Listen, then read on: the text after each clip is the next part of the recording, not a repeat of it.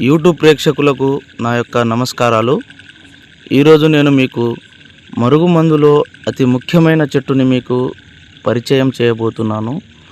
అసలు ఈ మరుగుమందు ఎందుకు వాడవలసి వస్తుందంటే, భార్యాభర్తల సమస్యలతో బాధపడుతున్న వారికి, ప్రేమికుల సమస్యలతో బాధపడుతున్న వారికి, అదేవిధంగా అత్తాకోడళ్ళ సమస్యలతో బాధపడుతున్న వారికి ఇగో ఈ చెట్టు పేరు అత్తిపత్తి చెట్టు అని అంటారు.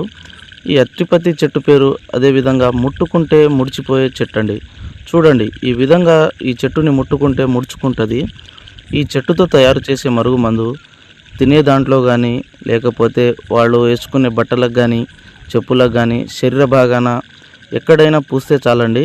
ఈ చెట్టు ఎలా అంటుకుంటుందో మనిషి కూడా అదేవిధంగా మనిషికి అంటుకొని పోతారండి.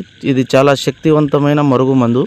చాలామంది మరుగుమందు అని ఏదో ఒక మందు పెట్టి సైడ్ ఎఫెక్ట్కి గురవుతున్నారు. తీసుకునే ముందు చాలా జాగ్రత్తగా తీసుకోండి. ఈ కాలంలో మరుగుమందు కేవలం మంచి